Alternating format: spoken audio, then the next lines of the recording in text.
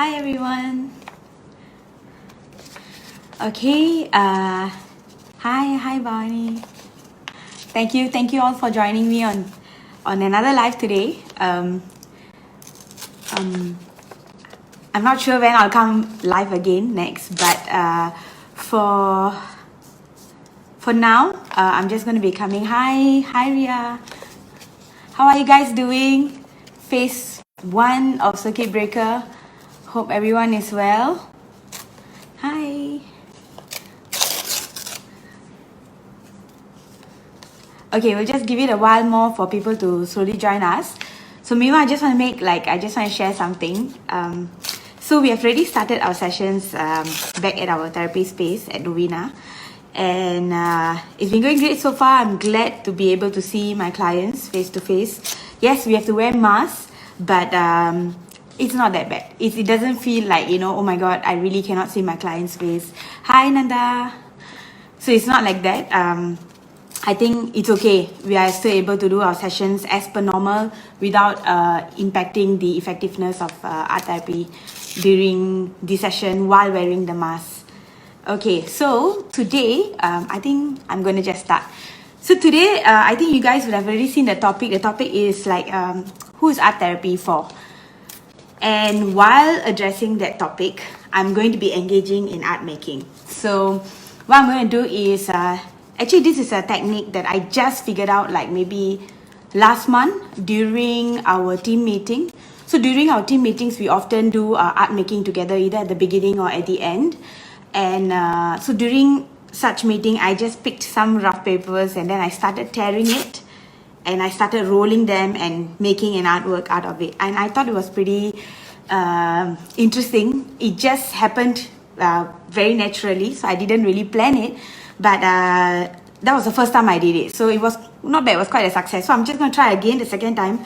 I'm not sure if it's going to be successful, but I'm just going to share this method with you guys. So while I address the topic for today later in a while, I'm going to be showing you how I'm going to be engaging in this particular art making style. Okay, so materials needed for this method that I've created, it's a bit like a tearing of papers. So try to pick papers that are maybe you're going to be throwing away, like for example pamphlets, old envelopes. You can also add in color papers. I mean, it really depends on how you're feeling, where you are, and really depends on what you feel like doing. I also have prepared these two. This is like a cover, and this is it's a cardstock, 260 GSM. It's slightly thicker than usual papers. I like round, so I'm gonna keep it as a round shape. It doesn't have to be in any shape. It can be anything. So you will get the hang of it when you watch me doing this. So what I'm gonna do is I'm going to tear the papers, and then I'm gonna roll it up. And then after I roll them up, I'm going to stick it onto either here or here. I'm not sure. We'll see how it goes. So I already have torn some pieces here. So like for example, this one is like so uneven, right? And then we are going to roll it. I mean, I want the blue part to be out, so I'm just going to roll it.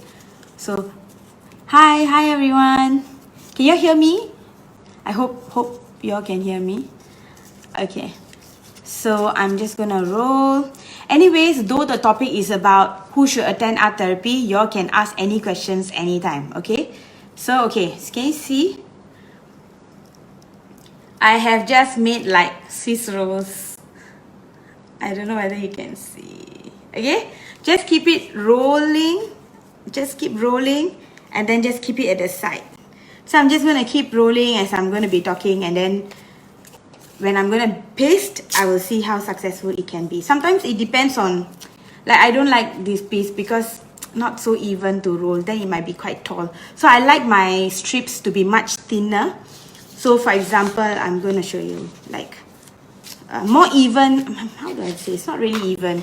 So let's say I'm going to tear this piece.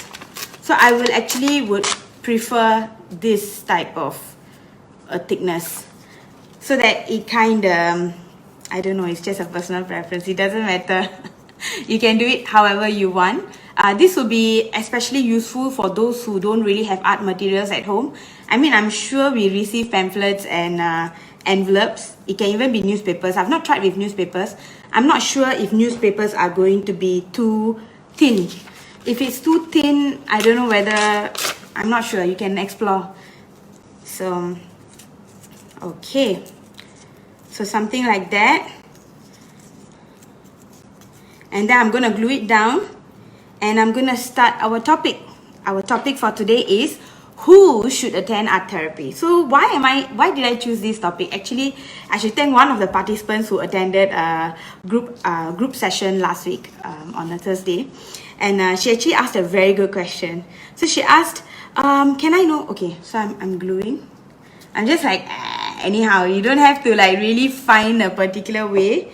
And I'm just going to try and stick it. So let's hope and pray that it's going to stick. And it doesn't matter if the paper is like sticking out. Can you see? I've started sticking. So it looks like this. Can you see? Okay, it looks like that. So it doesn't matter. Just keep gluing. If it comes out, then glue again. That's fine. It's good enough. So don't have to be perfect. This is really not about the art making. I mean, it's not about the final artwork, but it's about the process. The art making process itself. So I'm just going to randomly space. So now you see this one is like taller than the other. It's okay. It doesn't matter. So I'm just going to like glue it down as I'm going to tear more and I'm going to share more. Okay, that rhymes. Tear more, share more. Okay, fine. Okay, so talking about the group session. So the participant actually asked, oh, so who should actually attend art therapy? Hi. Who should actually add art therapy sessions? Then I was like thinking, very good question. Because right now, when I tell people, oh, I'm an art therapist, I do art therapy for people, first question will be, most of the time, will be, oh, which school are you in? Like, so you work with children? So automatically there's this assumption that art means it's for children.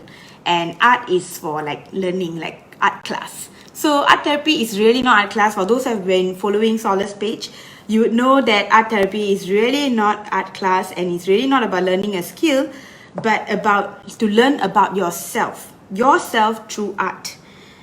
So what happens is that, one sec, let me just see.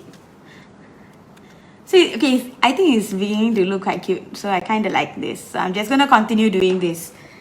I have no idea what is this about. I have no idea what's the meaning. There's no meaning right now. So I'm just going to continue making art. I'm just going to continue rolling as I'm explaining. So I work with youths and adults. And art therapy is for anyone who's interested in engaging in or embarking in a self-exploring or self-discovery journey. Why I say that way is because over here at Solace, what we do is we do not do a solution-focused, problem-solving way. That means we don't do art therapy sessions for clients just because at that moment they want to just manage their anger, or it's just for a short period of time. They have a particular problem and then they just want to solve it and then they want to come for 1-2 sessions and they go. How it happens here at Solace is we try our best to provide a holistic approach, meaning we would really address a particular issue from all the angles that we can possibly reach out from, like from identity, from your support system. Then we will look at even like your career options, your childhood, going through your timeline. So it really depends on how we want to approach a holistic approach to our clients, where the whole idea is to journey with our clients and to improve their quality of living. When I say improve the quality of living, a lot of people think that, yeah, actually, I'm actually very happy. I don't really need to see anyone, I think this is who I am. You need to accept me as who I am. So you might have heard a lot of people saying like, oh, you need to accept the person as who they are. And sometimes this person is just weird. This person is just, right, how this person is. Just adjust. So sometimes you may have experienced this at working, in colleagues, amongst your like colleagues at the working place, where they will always tend to like adjust according to the bosses or adjust according to their colleagues. But is that exactly how it should be? As in, what do I mean by how it should be? Like, what if these are actually temporary symptoms coming from other difficulties that they may have faced from the past? So it's something like going for a health checkup. So when do you go for health checkup? Do you go for health checkup when the symptoms start to show? Would it be a bit too late to go for health checkup when your symptoms are already at a certain level where you're starting to visibly see your symptoms? No, I mean, it's of course highly recommended and advisable to go and see your GP or go for a full medical checkup while you can and before you have any other physical symptoms medically, right? So similarly, for mental health, which can be even worse because you don't exactly have steps of symptoms, you know. It really depends. It can manifest into addiction. It can come across as anger management. It can be anything. It can even be running away, you know, flight, fight, or freeze. These are like coping responses, how one person actually respond to a problem that is faced. So when that happens, sometimes some people will run away. Some people will like fight all out. Like some people will just freeze. Like, I'm so stuck. I don't know what to do. I don't know how. I don't know who can help me. So these are some issues that we have been facing in our lives without knowing that it can be actually easy. It can be actually addressed if you have gone for or received help through from the professionals. So it is really important to get yourself checked. So just because you feel that, you know, I feel good, you know, it's okay. You can actually go for art therapy session. Maybe you can just try 1-2 sessions to see how it is and see what are the things that may appear in your artwork that you are not aware of. You know what I mean? So far, am I clear? Because I can be a bit all over the place when I'm sharing about art therapy because it's so complex. Like, I'm always thinking about like so many different scenarios and I'm having difficulties in translating in words. So if you have any questions, hi everyone, hi Sunil, Karthik, Anuja, thanks for joining me today. So I'm continuing with these strips. I'm just tearing and rolling and then I'm going to glue it down onto this. So far this is how it's been looking. I think I'm quite happy with how it looks. It's quite sturdy as well. Yeah, and I'm using this glue. You can use any glue that you like. So if you have any questions about therapy, please feel free to type your questions. I'll do my best to answer. I hope I've been answering your questions pretty well. So please clarify matters if you have any questions. Yeah. So art therapy is for anyone from children to adults to youths to even elderly. But just that the style of conducting art therapy will be different from population group to population group. Meaning, doing art therapy session with youths and adults might be very different from doing art therapy for children and elderly. So art therapy is on a spectrum of support and insightful work. So it's on a spectrum. And with elderly, we often try to provide the support because maybe, you know, towards the end of their life, you wouldn't really want to like go deeper into past traumas, may not be advisable. So it's really to give them a sense of mastery. Maybe we can do like a mini exhibition for them and to really kind of support to make them feel like they're still generating, they're still being able to, you know, master a particular skill. So the objective for art therapy will be very different for different populations. And for youths, art therapy will be really exciting because they are really, how do I say, youths are really like the prime phase in a lifetime. I mean, not just me, Daniel Segal also says that. So what happens is youths are very, how do I say, very like, you know, they're very enthusiastic. They will really want to like, okay, you know what, I want to try different mediums. So usually in art therapy sessions, I think I've mentioned this before, we will have a wide range of art materials in our shelves at our therapy space. So the youths usually will come, they will look at it. They will always pick materials that most of the time, okay, they'll pick materials that they have never used before. They want something that is like different, I just want to try this. Like, I don't even know how to use this, but I'm going to try. That is their thought process.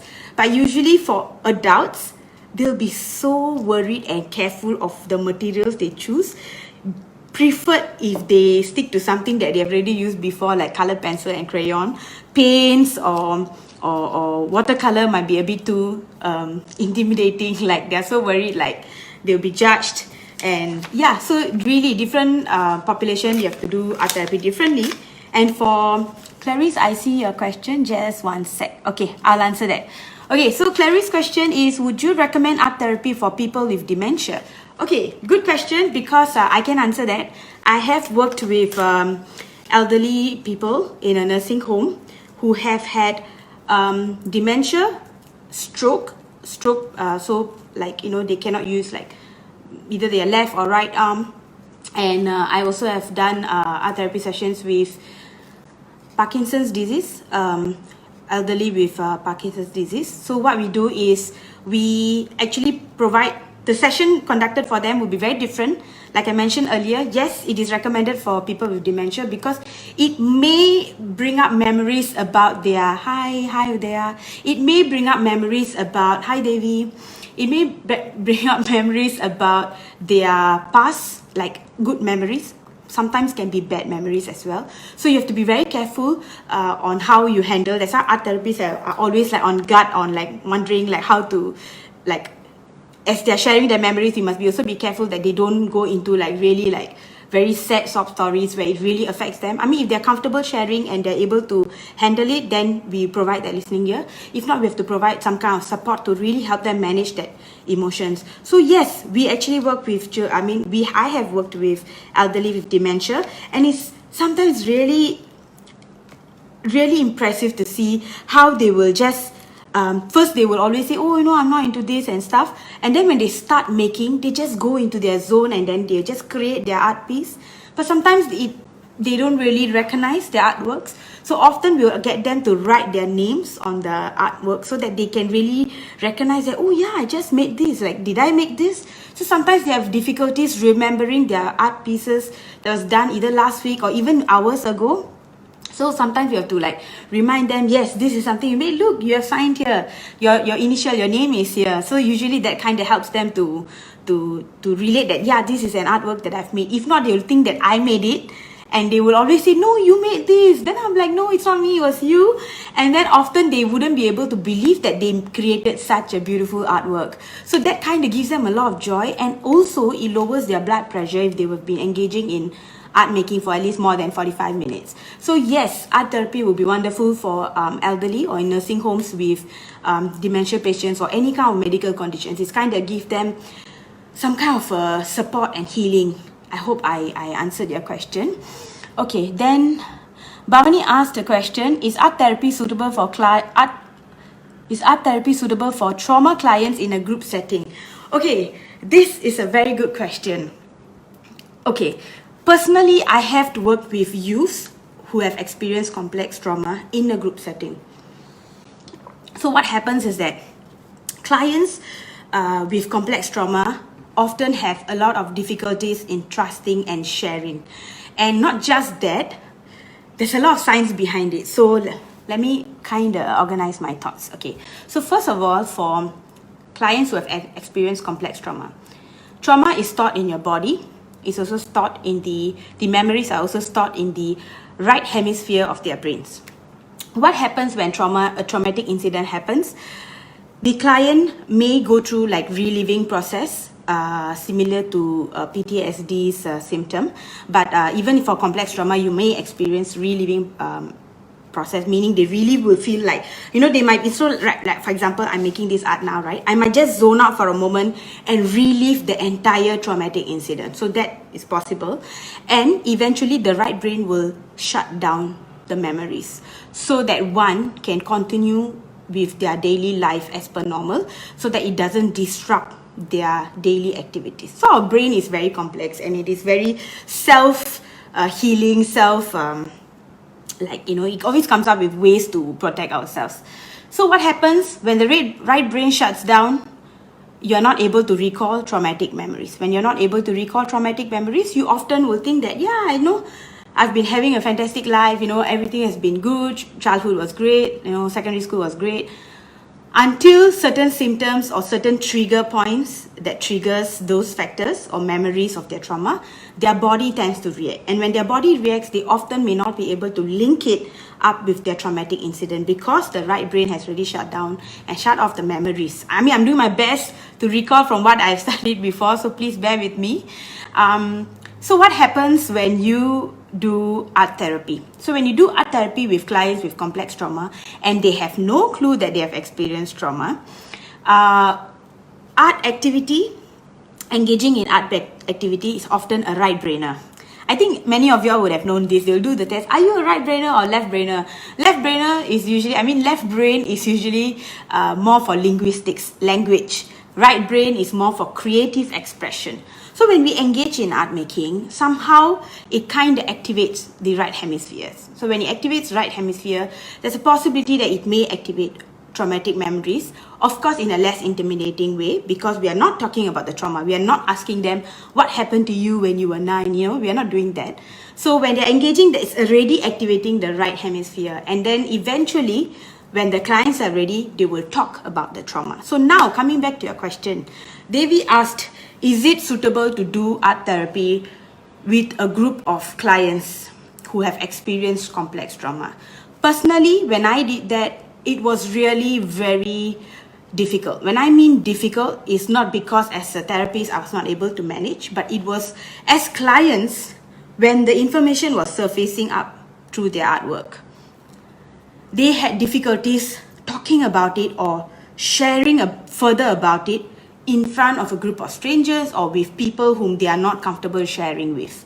So there were a lot of missed opportunities. Like if that was happening in an individual therapy session, we would have gone deeper with that, whatever information that was surfacing. So while doing this with a group of clients who have experienced complex trauma, most of them were like giving a lot of different narratives, trying to cover up that information that was surfacing through their artwork, or say that, no, I'm fine, actually it's okay. Yeah, actually it's no big deal. They were trying to say such things to kind of dodge the question or dodge the opportunity of sharing deeper. So personally, yes, they can do art therapy in a group setting with complex trauma clients, but each of them, it would be really, really helpful if they have at least gone through 10 to 15 sessions of individual art therapy session. After you engage in individual art therapy session, when they know how art therapy works, when they have already sorted out a lot of deeper emotions, deeper difficult situations that they have experienced and really explore who they are, and then when they are ready, then we can group them up with other clients who have already gone through a similar process, and then they would be more respectful, because it can be really detrimental if you are putting in a group session and they are able to, hi Ganthan, hi Mel, hi Ganesan, hi everyone. So it really can be detrimental when you share with a group of people when you don't feel safe. I think I mentioned in the previous sessions that providing a safe and private and confidential space is very, very important in therapy sessions. So if you don't feel safe, then it is going to defeat the entire purpose of therapy. So group sessions are really amazing if the fit is right, if the safety is established, and if personally, if they have gone through an individual therapy session. So I'll usually put a prerequisite. If they have experienced at least 10 sessions of individual therapy sessions and they're ready to join a group, that would be fantastic. But until then, I think I will still go with individual. Thank you for asking that question. Okay, let me go up and look for other questions. Hi Shalini, thanks for joining. Okay, how is art therapy unique as compared to the other types of therapy? Okay, this is a very good question. Personally, I can't speak for other type of therapy. So let me just quickly share the types of therapies that are available. There are like CBT, cognitive-based therapy, solution-focused therapy, exposure therapy. I think they have many other therapies. On top of that, they have music therapy, they have psychodrama therapy, and dance movement therapy, and of course, art therapy. So I can't really speak for the rest, but for art therapy versus talk therapy, that I'm able to like roughly share. So for art therapy, we really engage in art making. We externalize the difficult emotions onto the table. So the art work becomes the scapegoat, if you get what I'm trying to say. So sometimes, I don't know whether you've seen in movies or in TV shows where the counselor will sit opposite, and then the client will be sharing, and then they will just scream at the therapist or the counselor, what do you know, then they will like really direct at the therapist. And then the therapist have to really hold all of that and then try to redirect the attention and the energy back into the sharing, which can be quite intimidating for the clients as well, especially if complex trauma. You don't talk about the trauma, then how do you process the trauma? So in art therapy, we are a bit lucky because we have an additional tool. So often than not, both the client and the therapist are safe. So we are seated in our own space. The difficult emotion comes onto the table. We address it through the art making, through the artwork. Even amending could be also happen through the artwork, if you get what I mean. It can be quite complex and difficult to understand this concept, but I'm going to do my best to explain. So scapegoat, frustration, everything can happen onto the table, keeping both the client and the therapist safe. And because we are externalizing the energy, the clients don't feel so intimidated because they don't have to talk about it. And we will never ask about, so what happened? Do you want to share? We will often wait for the moment where the client is ready. And this has happened many times. We'll be doing some other art directive, the trauma comes out, the client starts sharing. Then on the spot, we will work on what we can do with the information that we have on hand. I hope that is helpful. So in that sense, art therapy is really unique because we have an additional tool, and each materials have different kinds of properties. Like using watercolor is like fluid, using marker is like more control, and you can use papers. Fabric has a different kind of feel, memories, touch. Clay is really hands-on, so that has a different feel. You have to pound, you have to punch, you have to pinch. So there's a lot of kinesthetic movement that uses your bodily senses, which is where the trauma is taught. Remember earlier on I shared trauma is taught in the right hemisphere and the body. So by using the art making process, using certain types of media, it kind of helped to elicit or bring up certain information or certain experience in a very safe way. I hope I managed to answer your question. So, I mean, please don't get me wrong. I'm not saying which is better. I'm just sharing difference. So we can facilitate non-verbal communication, whereas in talk therapy, that might be really difficult. I mean, we can sit in silence, but yeah, I'm not so sure about that. So with art therapy, we are able to like just sit in silence and watch the entire art making process and see how that has benefited the client or how the client reacted throughout the art making process, which is very key, and it is very informative. Like you really wouldn't know the kind of information that might come out through your art making process. So right now you're watching me make art, which can be quite scary actually, because a lot of information might be coming out, but I'm glad that you might not be able to see what is coming out. Okay, sorry, that's just a joke. Thank you. This is heartening to hear. Thank you, Clarice. Okay, welcome. Okay, so keep the questions going. I hope I'm doing my best to answer your questions, and I hope it's useful so far. Okay, so I'm going to continue with my art making. If any questions, keep asking, and I'll do my best to answer. So yes, art therapy is useful for clients with dementia, medical condition, even stroke or Parkinson's disease. We can provide art therapy sessions for that, for those people who have such difficulties. But of course, the aim and objective will be different. We also do art therapy sessions for children. The session also will be very different from how it is conducted for adults and youth. Personally, I work with youths with complex trauma and adults with complex trauma. Okay, I'm going to add some colors already.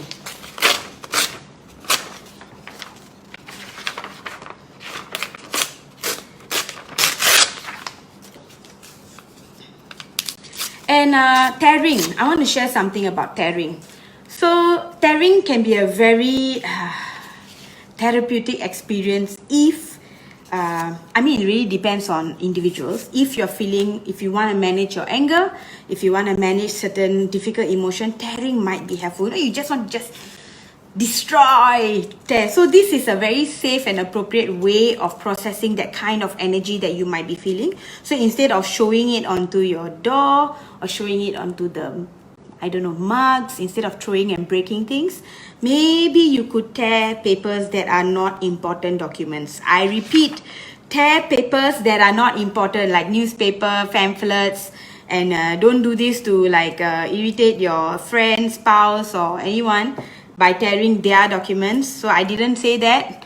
I mentioned that you can tear things that are not important to process a particular emotion that you might be feeling.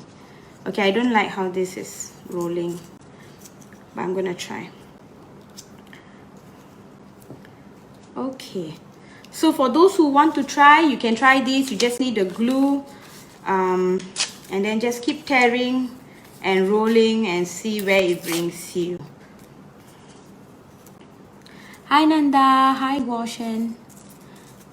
Thank you all for joining. Do share and like our page, share our live video, so hopefully more people will benefit from this. So who can join art therapy? Anyone who want to engage in self-discovery journey. You never know what you might have experienced in your childhood, and how art therapy can actually help and understand some of your behaviors that you engage in with your colleagues, friends, and family. So we may not realize, because we are always in this rushed world, running, waking up, going to work, doing things. We are so packed with our schedule that we, even kids, like, you know, school kids, CCA like remedial classes, so we are so packed that we are always on the move. We don't have personal time to really sit down and think, unless if you're on a holiday or you really take time out. So art therapy might be a very good option for you to give it a try, to see how it might help you. And I mean, always, most important thing is, it's not just about art therapy, it's also about the therapy. So you need to see if you're able to click and feel comfortable and safe with the therapist. If you don't, please stop at any time, and it's okay, because the key is about you. So if you are feeling safe, if you are feeling comfortable, then you continue with the sessions. If not, until then, please search for the most appropriate and the most comfortable therapist that you feel safe and comfortable to share and process. Actually, you'll be really surprised. Within 1-2 sessions, a lot of things might come up in your therapy sessions. So be prepared, go with the open mind. Do not like have it like, oh, I know, like, do not have like, don't be closed. That means when things come up, don't be like, it's really difficult. If you have high defenses, really difficult to say don't be, you know, defensive. It's hard, because it's really unknowing. So we behave in a way where a lot of times we don't even know why we behave in a particular way, but there's always reason and explanation behind it over the years that of course we won't remember, since our schedules are always so busy and tight. So yeah, feel free, give it a try, and if it works, if it doesn't, okay. But if, let's say, you go for a therapy session and then you turn out that actually everything was wonderful, everything is good, you really feel like you had a fantastic childhood, a very good family support, good friends support, fantastic colleagues, then awesome. It's reaffirming what you have been going through in your life, and like who you are now with the support of your friends, colleagues, family, and yeah, and all your experiences. So that is a good, like a checklist, like, okay, I've been doing well so far. And since that you have already processed it with your therapist and everything is good, in future, if you happen to face with any problems, you can always go back to your therapist and to like process certain difficult emotions, like grief, for example. You know, I think grief is something everybody has to go through. You can never escape this, I feel. I wish we can. So grief is a very heavy topic. It's a very, very sensitive, heavy, emotional topic. So grief, for example, can contribute to complex trauma. It really depends on how one manages the emotion, how one manages the attachment. So it's really very complex. So you really need to see, you don't really need to have a reason like, okay, I feel sick, I think something is wrong with me. No, we are doing preventive work here. You don't have to wait until something is wrong with you, because personally I believe that we are all on a spectrum. So we are on a spectrum of maybe some might be at the start, some might be in the middle, some might be already reaching the threshold where they are beyond because the symptoms are really coming up. That's when maybe they might be diagnosed as having a disorder.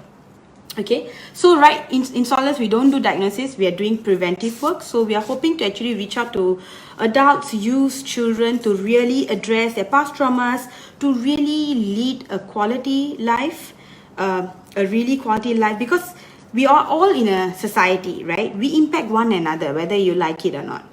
You know, your colleagues impact you, your family impact you, you impact others, strangers, even people like the coffee shop auntie. You know, we impact people, anyone. So when we walk around with our complex trauma, which we do not have awareness of, we actually impact the people around us, and we may not realize that.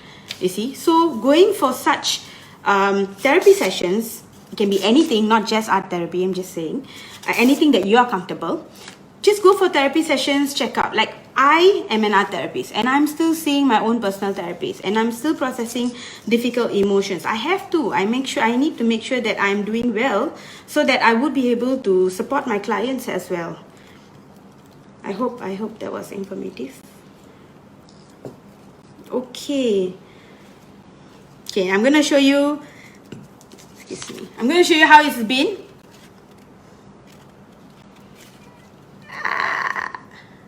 I think it's not bad. It is like pretty uneven, and I like that uneven. I hope you can see. It's pretty uneven and all kinds of different colors and papers and textures, and it's about like half. Now I'm wondering whether I should leave this half blank or should I continue. What's the other color paper? Orange. Okay, maybe I'll just do a bit more, then I should be finishing already. Maybe I'll add this. Finish this pamphlet. Yeah. So today, I'm taking very long. Usually when I'm doing this on my own without any distraction, without any engagement. I don't talk to people when I'm making art. So that's why maybe I'm taking very long. So please bear with me. Thank you. Anyway, share with me if you're comfortable how you guys have been doing during this phase 1 of the circuit breaker. Some of you might still be affected, some of you have already started work, and that could also be impacting us, you never know. So do share your experience. If you want to share anything, if you have any questions, you can ask. If not, we can just have a conversation if you are feeling comfortable and safe to share. One sec. Hi Vaughn, thanks for joining.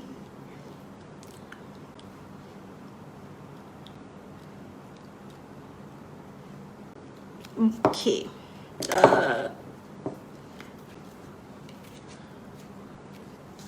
Okay, I'm still continuing. It's not too bad.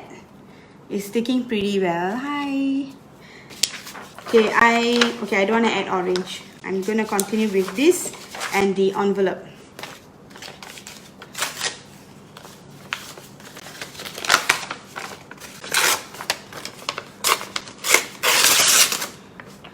It's a very nice feeling to tear. Just tear. And it doesn't matter how exactly it is, you can just roll. And there's no right or wrong, so feel free to explore and experiment.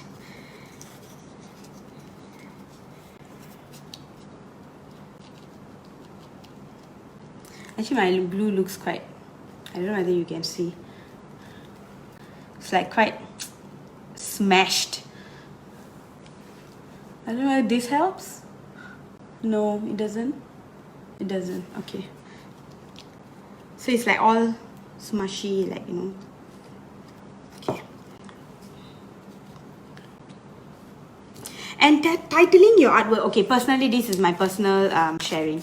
I feel to title your artwork often gives you additional information. Like sometimes you don't know why you title it, but after a few days or when you process it, you'll actually realize your title actually gives a lot of information about how you feel or information about what you might be experiencing. So always title your artwork. I mean, it's okay if you don't force it out. Nothing should be forced. go with the flow, do it intuitively. Intuitive art making is something that I often engage in and has been very useful in processing and learning about myself. Okay.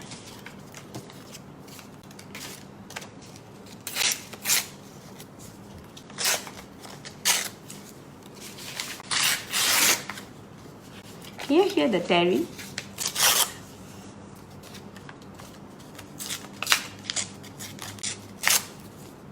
Okay. You can use pencil to, or any kind of like a pen or anything, to just to smoothen out so that you can easily roll it. I think I'm not going to use this.